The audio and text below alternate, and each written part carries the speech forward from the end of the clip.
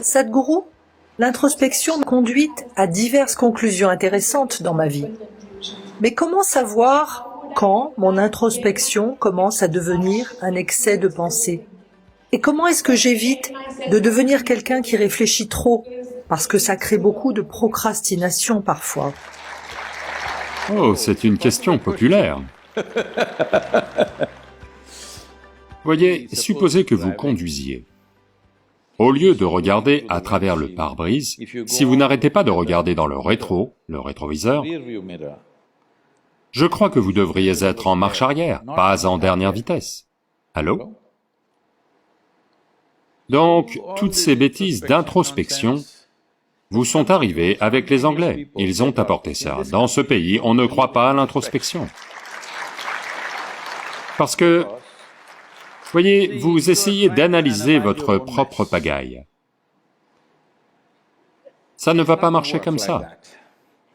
Si vous la tenez à distance, vous savez clairement ce que c'est, vous n'avez pas à y réfléchir, c'est comme ça.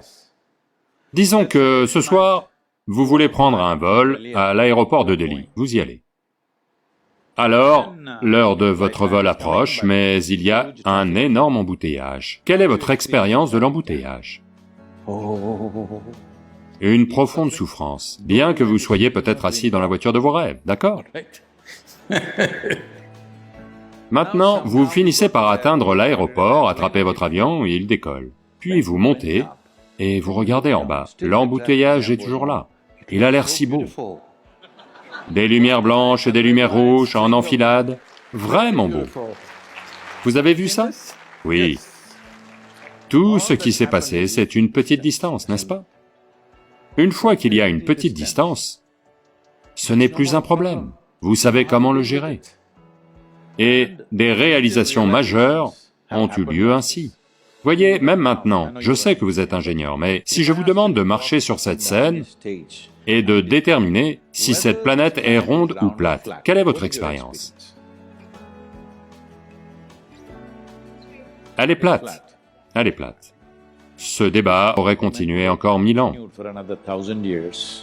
Il a été tranché parce qu'on a commencé à traverser les océans. Alors on a pu voir qu'elle semble être ronde. Puis on a commencé à voler, clairement, la forme était très claire, puis on est allé sur la Lune, et on a regardé en bas, 100% clair. Quelque chose de si simple, on ne pouvait pas le voir quand on marchait sur la planète, n'est-ce pas? C'est la même chose, la nature de votre mental, la nature des instruments de la vie, que sont le corps et le mental. En yoga, on ne voit pas le corps et le mental.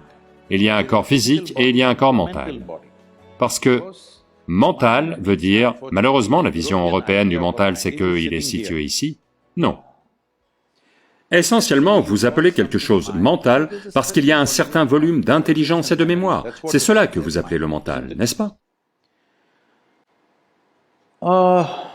Vous souvenez-vous, il y a 5 générations, à quoi ressemblait votre arrière-grand-mère?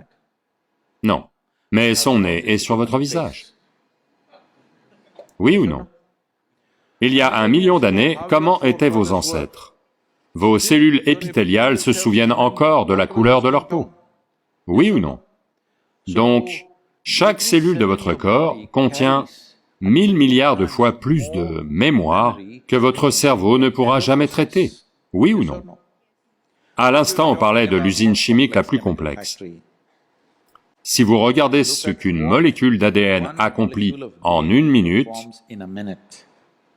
toutes les usines de la planète ne peuvent pas, tous les ordinateurs de la planète, les superordinateurs de la planète, ne peuvent pas remplir autant de fonctions.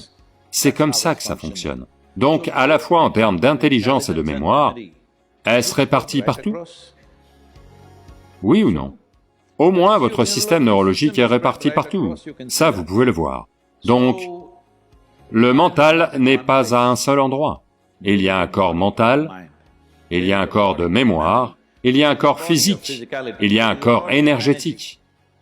Donc si vous ne regardez qu'un seul aspect de qui vous êtes et essayez de bricoler ça constamment, si vous ne savez pas comment faire fonctionner les autres choses et que les autres choses fonctionnent accidentellement, c'est comme quelqu'un qui essaie de conduire avec le frein à main. Beaucoup de gens le font. Ils ne réalisent pas, ils pensent appuyer sur l'accélérateur, elle va avancer. Non, elle pourrait prendre feu. Une voiture peut prendre feu si vous roulez avec les freins serrés. En ce moment, la plupart des gens sont comme ça, parce qu'ils sont allés à l'école ou à l'université. Maintenant, un petit peu d'intellect a été enflammé avec toutes sortes d'informations extérieures. Avec ça, ils font toutes sortes de choses et d'introspection. Qui introspecte qui? Tout ça, ce sont des idées occidentales qui ont apporté d'immenses souffrances aux êtres humains, immenses. Le processus psychologique est une conséquence du type de données que vous avez accumulées et comment vous les traitez, n'est-ce pas? Si vous les mettez un peu de côté, elles n'ont pas d'impact sur vous. Quand vous le voulez, vous devez les utiliser. Quand vous ne les voulez pas, vous devez les garder de côté. Mais en ce moment, les gens pensent qu'ils pensent tout le temps. Ce que vous appelez de l'introspection, je suis désolé si je vous offense d'une quelconque façon, ce n'est pas mon intention, vous le savez. C'est une espèce de diarrhée mentale. Ça n'arrête pas. Vous lui donnez toutes sortes de noms, mais fondamentalement, voyez, penser veut dire que, consciemment, vous utilisez votre processus de pensée pour aller dans une certaine direction, c'est ça, penser. Si simplement ça n'arrête pas, c'est de la diarrhée, n'est-ce pas? Donc, vous devez faire la différence entre les deux. Est-ce un processus de pensée conscient ou est-ce simplement hors de contrôle? C'est très important. Donc, introspection veut dire regarder la vie dans le rétroviseur. Vous êtes encore une jeune femme. Mais si vous faites de l'introspection, vous allez déjà sentir que vous vivez trop longtemps. Oui. La chose la plus intelligente d'après les gens, vous savez, Shakespeare a trouvé ça. Être ou ne pas être. C'est censé être la question la plus intellectuelle. Dites-moi, si vous êtes extatique, allez-vous penser être ou ne pas être? Il n'y a que si vous êtes malheureux, que si vous trouvez que la vie est pesante, qu'alors vous allez penser être ou ne pas être, n'est-ce pas? Donc de bien des façons, votre introspection, que vous la fassiez à petite dose ou à grande dose, c'est la base des maladies mentales. Parce que vous essayez de trouver des solutions dans une poubelle que vous avez, que vous appelez votre mental. Qu'y a-t-il là? Que ce qui vous est parvenu à travers les 5 sens, rien de plus. Si vous cherchez quelque chose de nouveau, laissez-moi vous dire ça. Vous êtes ingénieur informatique maintenant, en devenir, pas vrai? Vous l'êtes déjà? Ok. Votre ordinateur peut-il fonctionner au-delà des données que vous avez rentrées? La même chose vaut pour votre mental. C'est un processus informatique, peut-être bien plus complexe que les ordinateurs que vous utilisez, mais fondamentalement c'est un processus informatique. Sans données, il ne fonctionne pas. Donc si vous connaissez les données, si vous avez écrit le logiciel, vous connaissez les données, vous savez ce qu'il peut faire et ce qu'il ne peut pas faire, qu'y a-t-il à introspecter? Donc, est-ce que je pense trop ou est-ce de l'introspection? Les deux ne sont pas nécessaires. Vous avez besoin de plus de clarté pour voir les choses. Si vous voyez une chose, si vous êtes juste capable de la voir clairement telle qu'elle est, alors il n'y a pas besoin d'une quelconque introspection. Une fois de plus, je vous le rappelle, vous êtes une jeune femme, mais est-ce que ça va? Je ne dis pas que vous êtes un bébé, je dis une jeune femme, bien que pour moi vous soyez un bébé. Donc, tout ce que je vous dis, c'est ça. Voyez, combien de temps votre vie dure dépend simplement au niveau de votre expérience, pas au niveau de votre âge. Avez-vous remarqué cela? Un certain jour, vous êtes très joyeuse. 24 heures passent en un instant, est-ce vrai? Un autre jour, vous êtes un peu déprimé. 24 heures semblent durer 1000 ans. Oui. Donc, seuls les gens misérables peuvent vivre une longue vie. Si vous êtes joyeux, c'est fini avant que vous ne compreniez ce qui se passe. Avant que vous ne compreniez de quoi il s'agit, enterrement. Oui, je me sens comme si j'étais né avant-hier. Regardez-moi.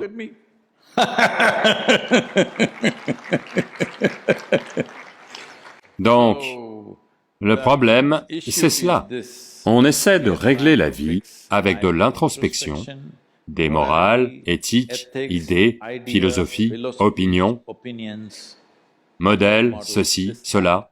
Non, ce n'est pas cela qu'il faut.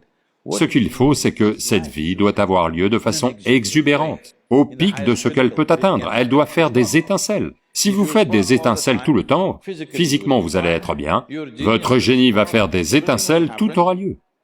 Eh bien, dans le monde, est-ce que tout aura lieu? Non. Le monde n'aura jamais lieu à 100% comme vous le voulez. Comme vous êtes tous les trois jeunes, je vous le dis, et beaucoup d'entre eux sont jeunes, je vous le dis, parce que beaucoup d'entre vous sont dans ce rêve, que vous allez trouver cette personne idéale, personne parfaite dans votre vie, homme ou femme ou n'importe. Je n'essaie pas de détruire toute la romance, je vous dis juste que vous allez être profondément déçus. Parce que beaucoup de gens disent qu'ils viennent de Mathura. Krishna, l'homme le plus fantastique, mais ces femmes se plaignaient constamment. Pas parce qu'il y a quelque chose qui cloche chez lui, parce que dans la nature même de l'existence, personne dans ce monde n'aura lieu exactement comme vous le voulez, oui ou non? Donc il y a une option. Cette personne-ci, vous pouvez faire en sorte qu'elle ait lieu comme vous la voulez. Si vous faites cette seule chose, où est le besoin de tout ça? C'est ce que vous devez faire. Vous êtes ingénieur, vous devez faire un peu d'ingénierie, ingénierie intérieure, pour que celui-ci fonctionne exactement comme vous voulez. Le monde, on fera de notre mieux.